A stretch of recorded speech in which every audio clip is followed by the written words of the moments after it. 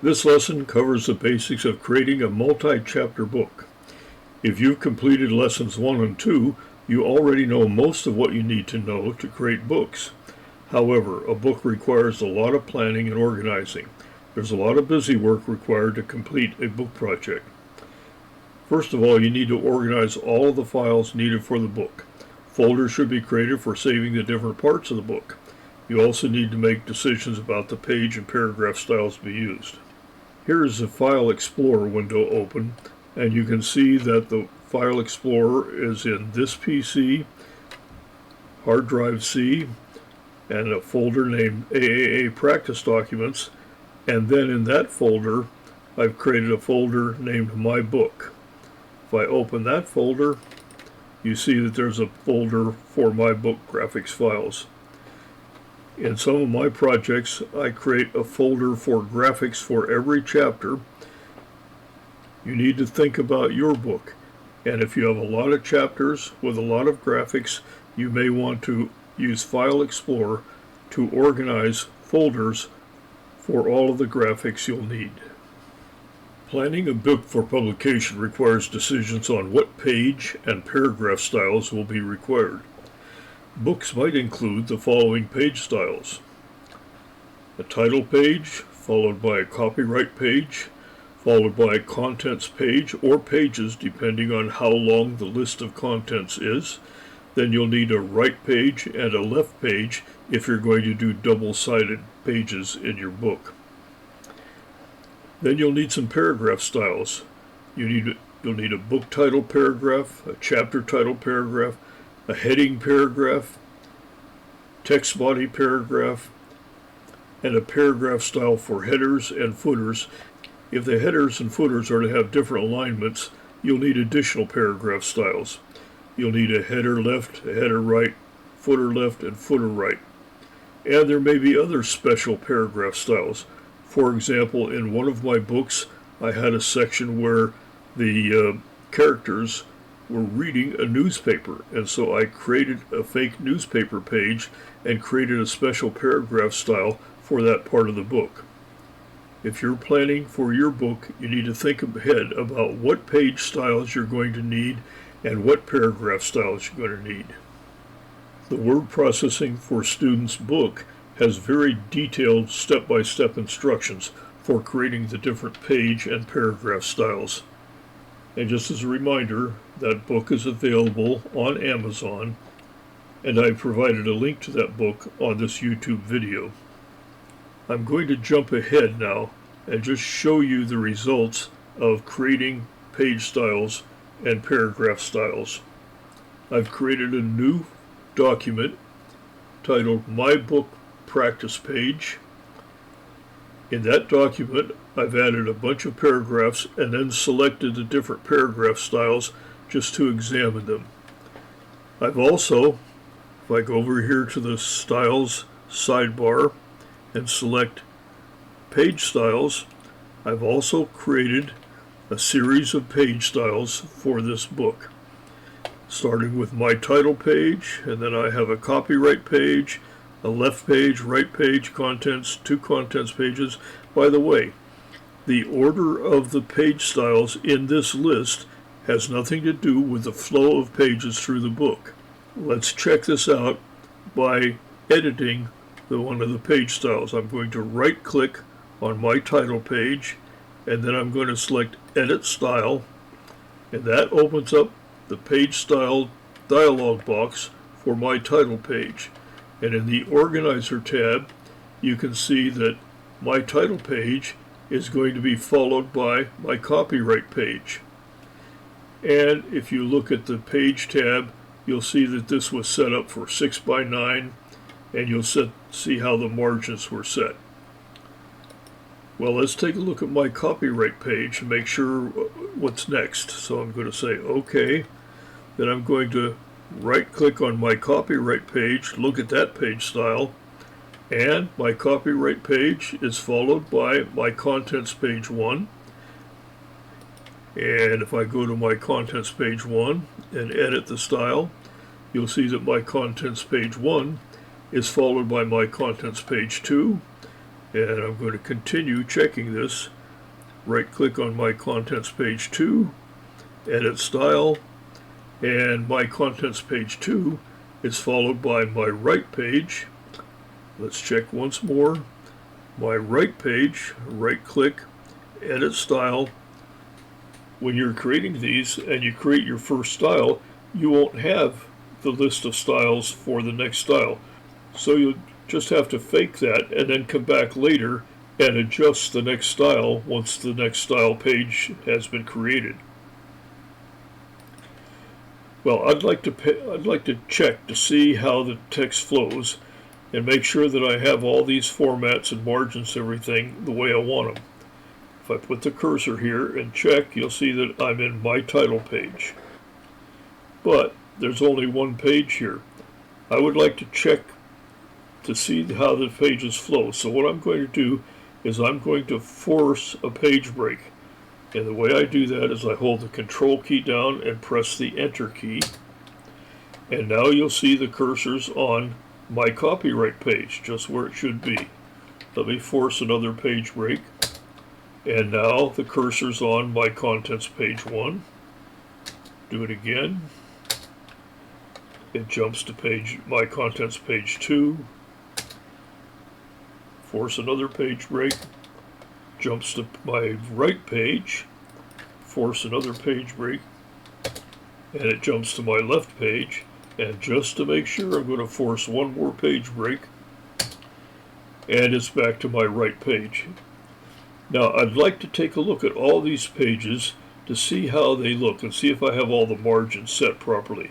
And the way to do that is to go down here and select the Book View option. And once I select the Book View, I have to zoom out to see lots. So I'll zoom out, keep zooming out here, that I can see a bunch of pages. And if I go to the top, in the book view, you'll see that I've started with the title page, and the title page was on the right side. And so I needed a wide margin to the left and a narrow margin to the right of the title page. Then it goes to, I'm watching the page indicator down here in the bottom line. Then it goes to my copyright page, followed by my contents page. And notice that that's on the right side, so I have wider left margins. Let me scroll down here and go to the next page. So for my contents page 1, it goes to my contents page 2, and from there it goes to my right page, and if I scroll down, it goes to my left page, and it goes to my right page, and so on. By zooming out and using the book view, I can see how the pages will appear side by side. Left page, right page, and I can see that if I would have made a mistake on one of the page margins, for example, if I would have made the copyright page have a wide left margin and a narrow right margin, that would show up right away when I look at the book view. So I'm going to go back to the single page view, and I'm going to zoom in. And now, wait a minute, I have the cursor flashing on my copyright page. Here's a quiz question. How do you make the cursor go to the first paragraph of the first page? Remember the trick? You hold the Control key down and press the Home key. That jumps all the way to the first paragraph of the first page. Similarly, if I hold the Control key down and press the End key, it goes to the last paragraph on the last page. And again, Control Home, go back to the top. Now let's take a look at the paragraph styles in my sample book here. So in the Styles sidebar, I'm going to select not frame styles, not character styles, but paragraph styles. What I've done is I've just created a bunch of paragraphs on this first page. Then I placed the cursor on one of the paragraphs and double-clicked on that paragraph style. So you can see how this works. book a paragraph, any paragraph. Right now, I can see that that's a default paragraph style. I don't like that. So I don't want any of these to be default. So I'm going to change these to be my text body paragraph. That's better. And when I was making this, if I did this right, I put empty paragraphs just for spacing out, just so you can see how this works. Let me take a look at the title paragraph style. And when I put the cursor in a paragraph, it highlights that paragraph style in the styles sidebar. Now I'm going to right click on my title paragraph, click edit style, and that opens up the paragraph style dialog box for that title paragraph, my title paragraph. And if I go to the organizer, you can see that the next style is going to be my text body paragraph. If I check on indents and spacing, I haven't set anything for the title paragraph, but in the alignment, I've set the alignment to be centered. In the text flow, I haven't set anything. However, I have some split options that I could consider, not on the title page necessarily, but on the other pages. If I check this box, this will keep the next paragraph to at least 2 lines. If I'm at the bottom of a page and I keep typing and it jumps to the next page, I usually don't want to have just 1 line of a paragraph at the bottom of a page. So this will force it to have at least 2 lines there. Okay, the font. In this example, the title paragraph, we have Liberation Serve, bold, 16 point, and font effects. We've selected the shadow. It's hard to see on this screen, but there's a little drop shadow there. And for borders, I've selected the top and bottom borders only, and I made the border thickness to be 0.7 points, 0.75 points, and I could change it to anything. Just for an example, what would happen if I said extra thick. If I want to check and see what that looks like, I can click apply, and you see, well, looks too much like a funeral. Let me go back and set it to 0.75, apply that. I like that a little better. The other thing you'll notice that in the border area, there's something called padding. And the padding has a synchronized box. That means you could have the same padding all the way around. But in this case, I would like to have more space above and below the paragraph. And so in the Borders tab, I've set the padding to the top and bottom to be 0.12. Let me exaggerate this just so you can see how this works. Suppose that I'd put that at 0.3 and then apply that. You see what happened? There's more padding now. There's 0.3 inch padding above the paragraph and 0.12 below the paragraph. Well, I'm going to go back to have this be the same top and bottom and apply that. Now there's one other thing you notice, that the borders include an area fill. So let me go to the area tab, and you see that I've selected this parchment paper and I've stretched it. Let me change that so you can see how this works. Let's select paper crumpled and let's apply that. See how that's a different thing? If I would not have it stretched, if I were to say tiled and apply that, you notice that it looks a little different. This particular image pattern doesn't give you big lines from one to the next. I don't know if I have one here. Maple leaves, let's see what that looks like. Well, if you look really hard, you might be able to see the different segments. I prefer to have the stretched.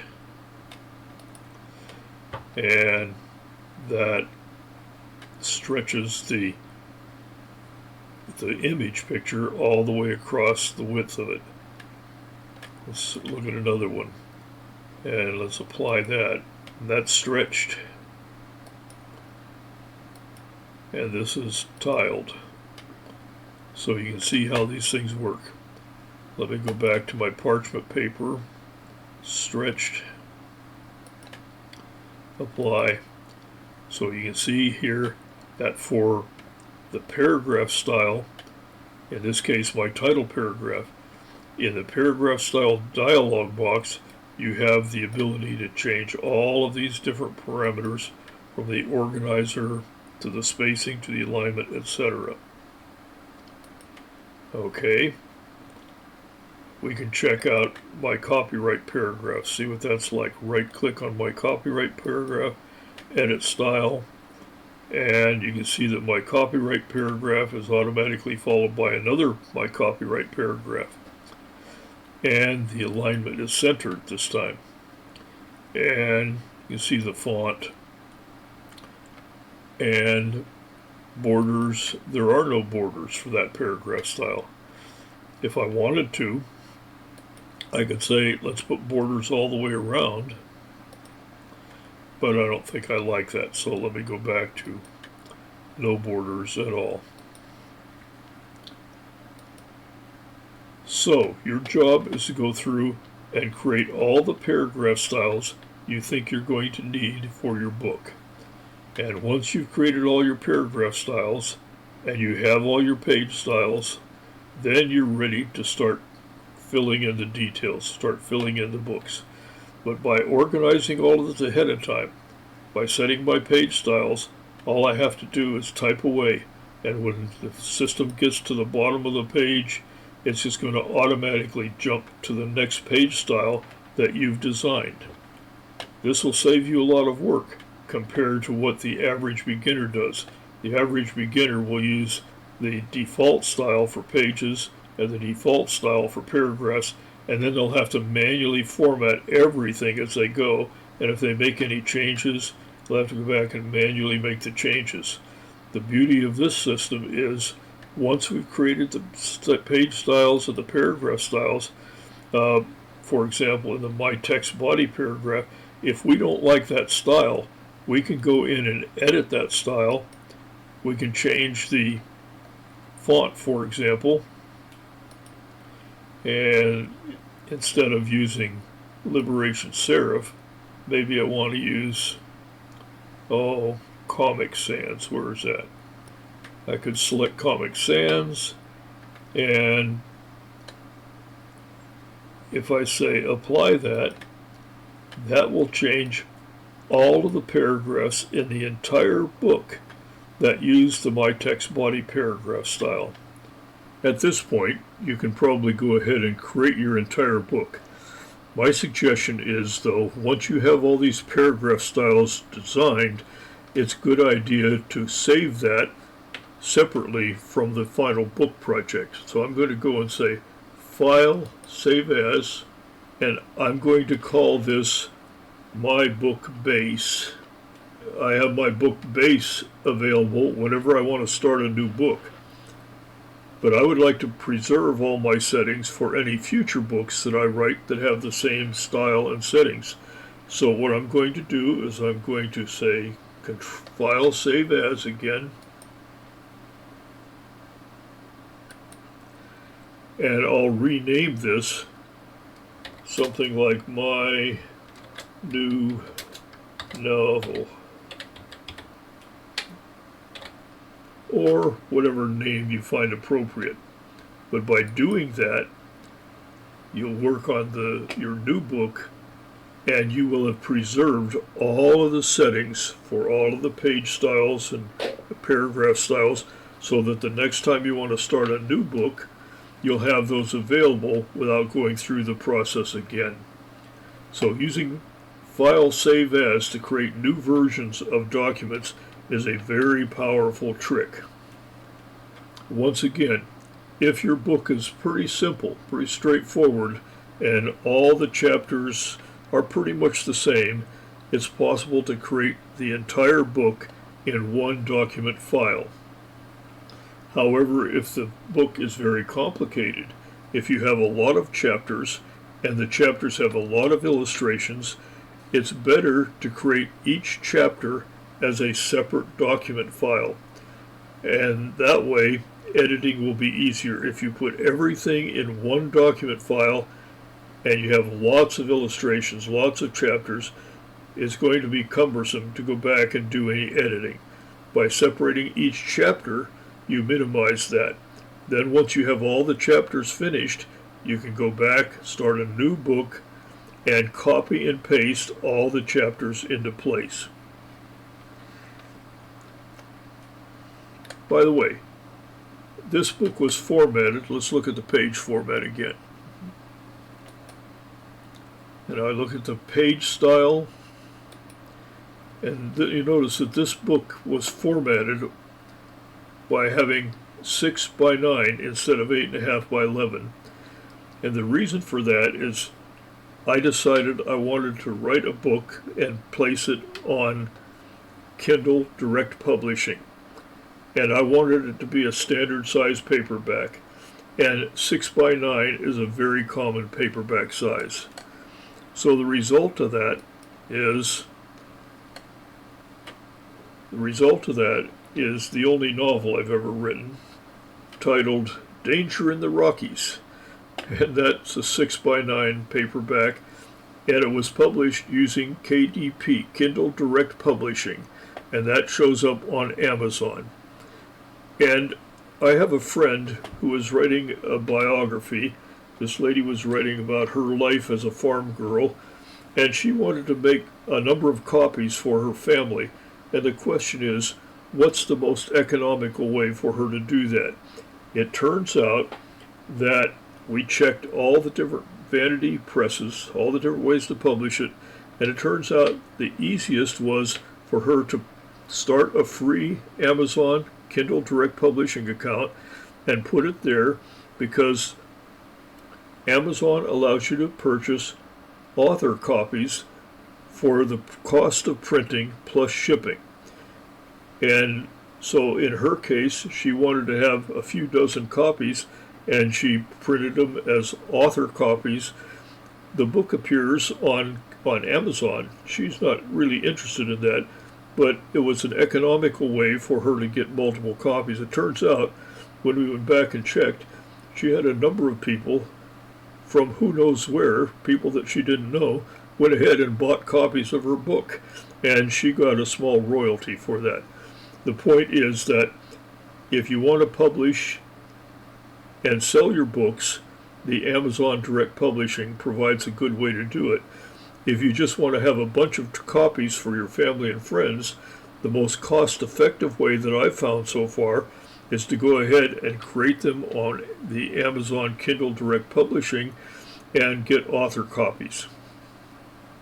Now your job is to go ahead and create a book, create all the paragraph and page styles necessary, save it as a book base so that you can do multiple books using that same format. And once you do that, your life in desktop publishing will be much easier.